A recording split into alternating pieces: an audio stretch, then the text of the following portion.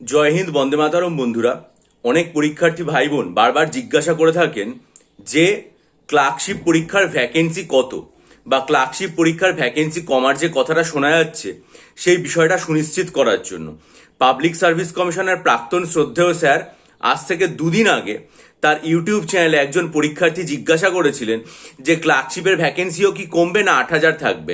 Sir খুব সুস্পষ্টভাবে উত্তর দিয়েছেন, ক্লার্কশিপ 2023-এর ভ্যাকেন্সি 7,000 থেকে 8,000-এর মধ্যে থাকবে।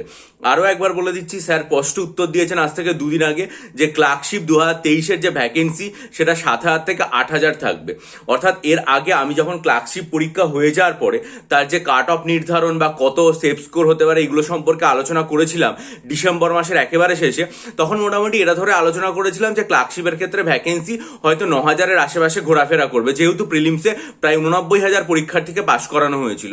কিন্তু এখানে স্যারের যে উত্তর সেটা থেকে সুনিশ্চিত হলাম যে ক্লার্কশিপের ভ্যাকেন্সি অতটা থাকবে না, মোটামুটি 7,000 থেকে 8,000-এর মধ্যে থাকবে। ঠিক আছে।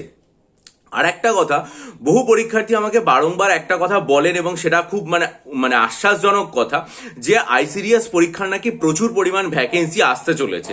তারা অনেক সময় আমাকে বলেন যে এরকম কোনো খবর আছে কিনা, বা তারা শুনছেন আইসিডিএস পরীক্ষার ভ্যাকেন্সি, কিন্তু সে বিষয়ে কোনো অথেন্টিক নিউজ এখনো পর্যন্ত পাইনি। তার বদলে যেটা পেলাম এই সময় পত্রিকায়, আপনাদেরকে একবার দেখিয়ে দিয়ে যাইব, দেখে নিন। এটা এই সময় পত্রিকায় এই খবরটা প্রকাশিত হয়েছে, আদালত অবমাননা আইসিডিএস এর যে নিয়োগ হয়েছে সেটার ক্ষেত্রে। ঠিক আছে, এই সময় পত্রিকায় এটা প্রকাশিত হয়েছে, যেটা বলা হয়েছে, যেটা অমিত চক্রবর্তীর রিপোর্টিং এ এটা প্রকাশিত, যেটা বলা হয়েছে যে আইসিডিএস এর যে সুপারভাইজার নিয়োগ হয়েছিল সেটাতে নির্দেশ অমান্যের অভিযোগে রাজ্যের 3 জন শীর্ষস্তরের আধিকারিকের বিরুদ্ধে আদালত অবমাননার নোটিশ জারি করল কলকাতা হাইকোর্ট।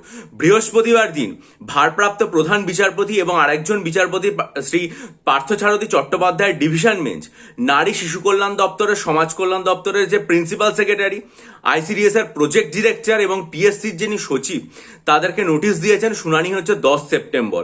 কি কারণে নোটিশ?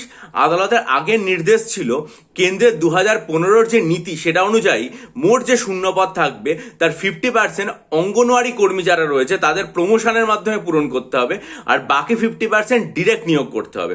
যারা মামলাকারী তারা অভিযোগ করেছেন যে 1713টা পদ পদোন্নতির মাধ্যমে পূরণ করার কথা, কিন্তু তার মাধ্যমে মাত্র 409টা পদ পূরণ করা হয়েছে, বাকি পদ সরাসরি নিয়োগ করা হয়েছে। এখন এটা নিয়ে আর কি আদালতের ডিভিশন বেঞ্চ নির্দেশ দিয়েছে, পরবর্তী শুনানি হচ্ছে 10 সেপ্টেম্বর। এটা আপনারা সবাই আর কি জানেন যে ধরুন যেমন আমাদের রাজ্যে যেমন ডেপুটি ম্যাজিস্ট্রেট, ডেপুটি কালেক্টর, যেটা WBCS গ্রুপ এ দিয়ে নিয়োগ হয়, তারা তো বিডিও পোস্ট পান।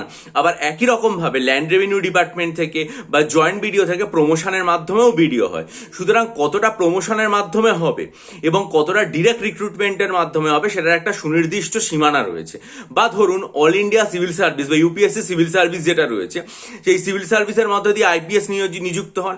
আবার আমাদের রাজ্যে WBCS যে প্রক্রিয়াটা রয়েছে সেটাতে গ্রুপ বিতে ডিএসপি হন, তারা আস্তে আস্তে প্রমোশন পেয়েও আইপিএস হন। সেখানেও কতটা আইপিএস হবেন এবং কতজন রেগুলার রিক্রুটমেন্ট হবে আর কতজন স্টেট পুলিশ সার্ভিস থেকে হবে সেটারও নির্দিষ্ট সীমানা রয়েছে। ফলে ওই জায়গাটা কিন্তু কোনো অবস্থাতেই আর কি ভঙ্গ করা যায় না। তো এক্ষেত্রে যেটা অভিযোগ উঠেছে যে অঙ্গনওয়াড়ি কর্মীদের প্রমোশনের মাধ্যমে যে নিয়োগটা সেটা 1713টা পোস্টে হওয়ার কথা ছিল, কিন্তু তার বদলে যেটা হয়েছে সেটা হচ্ছে 409টা পোস্ট। বাকি যেগুলো সেগুলো রেগুলার রিক্রুটমেন্টের মাধ্যমে নিয়োগ করা হয়েছে। তাই এর পরবর্তী 10 তারিখে শুনানি, কারণ তাদেরকে একটা নোটিশ পাঠানো হয়েছে। অর্থাৎ আইসিডিএস নিয়ে যে একটা ভালো খবর আমরা চারিদিকে আশা করছিলাম বা শুনছিলাম যে প্রভূত পরিমাণ নিয়োগ হবে, প্রচুর ভ্যাকেন্সি আসতে চলেছে আইসিডিএস নিয়ে, কিন্তু দুঃখের বিষয় হচ্ছে সেগুলো তো কোথাও কিছু পেলাম না। তার বদলে আইসিডিএস এর যে আগের যে নিয়োগ সেটা নিয়ে এরকম একটা আর কি দুঃখজনক খবর সামনে চলে এলো। তাহলে এই মুহূর্তে আমাদের হাতে দুটো মাত্র পরীক্ষা রয়েছে। একটা হচ্ছে মিসলেনিয়াস পরীক্ষা, মিসলেনিয়াসের প্রিলিমস পরীক্ষা, যেটার ফর্ম ফিল আপ হয়ে গেছে সেটার প্রিলিমস হবে, এবং আরেকটা সেটা হচ্ছে WBCS প্রিলিমস হয়ে গেছে তার মেন হবে। এছাড়া এই মুহূর্তে আমাদের হাতে আর কোনো পরীক্ষা নেই। তাই আমার মনে হয় যে এই যে দুটো পরীক্ষা সেটার দিকে ফোকাস করা উচিত, এবং সরকারের অবশ্যই উচিত তার সাথে যে নতুন যে রিক্রুটমেন্ট, সেটা ক্লার্কশিপ হতে পারে, সেটা আইসিডিএস হতে পারে, সেটা মানে আইডিও হতে পারে, এমভিআই হতে পারে, WBCS 2025 হতে পারে, প্রত্যেকটা যে নোটিফিকেশন সেগুলো যত দ্রুত সম্ভব প্রকাশ করা উচিত। তার কারণ এটুকু তো অন্তত নিশ্চিত হওয়া গেছে যে নতুন রিক্রুটমেন্ট যেগুলো রয়েছে সেই রিক্রুটমেন্টগুলো ওবিসি 7% রিজার্ভেশন যেটা রয়েছে সেটা নিয়েই হবে, কারণ সেটার থেকে বিষয়টা সরবে না। কোঅপারেটিভ সার্ভিসের যে নির্দেশিকা সেটার থেকে আমরা এটা সবাই জানতে পেরেছি। তাহলে নতুন রিক্রুটমেন্ট করার ক্ষেত্রে আর বিন্দুমাত্র কোনো বাধা নেই, কারণ তাহলে সরকারের উচিত এই যে নোটিফিকেশনগুলো সেগুলো যত দ্রুত সম্ভব প্রকাশ করা উচিত। ক্লার্কশিপ থেকে আইডিও হয়ে এমবিআই, WBCS, দরকার ICDS এরও যদি নতুন বিজ্ঞাপন যত দ্রুত প্রকাশ করা উচিত। আর পূর্ববর্তী যে নিয়োগ সেটা তো কদিন আগে আমি টেলিগ্রাফের খবর দেখি আপনাদের সামনে বলেছিলাম যে 17% যে ওবিসি রিজার্ভেশন সেটা দিয়ে পেন্ডিং রেজাল্টগুলো আসবে, কিন্তু বিভিন্ন পত্রপত্রিকাতে এবং কালকে আমি ভিডিও করেও দেখালাম যে আদালতে কলকাতা হাইকোর্টে যে শুনানিটা চলছে SLST নিয়োগের ক্ষেত্রে, সেটার পর থেকে কিন্তু এটা নিয়েও একটা দ্বিধা তৈরি হয়েছে যে সেটা 17% হবে না 7% হবে, সেই বিষয়টা নিয়েও আর কি মানে একটা দ্বিধা তৈরি হয়েছে। ফলে এটা নিয়ে যদি এখন মামলা হয় তাহলে এটা থেকেও আর কি মানে পরবর্তী শুনানি যেটা রয়েছে সেটা 21শে সেপ্টেম্বর হবে কলকাতা হাইকোর্টে মাননীয় বিচারপতি অমৃতা সিনহা মহাশয়ের বেঞ্চে, এবং সেখান থেকে যে আপডেট আসে সেটার ভিত্তিতেই পরবর্তী সিদ্ধান্ত বা কি হবে সেটা নেওয়া। কারণ হচ্ছে এসএসসির কাছে কিন্তু যে লিগাল ওপিনিয়নটা এসেছিল সেটা অনগোয়িং রিক্রুটমেন্টগুলো 17% করার ক্ষেত্রে, এবং সেটা আপনাদের সামনে উপস্থিত করেছিলাম।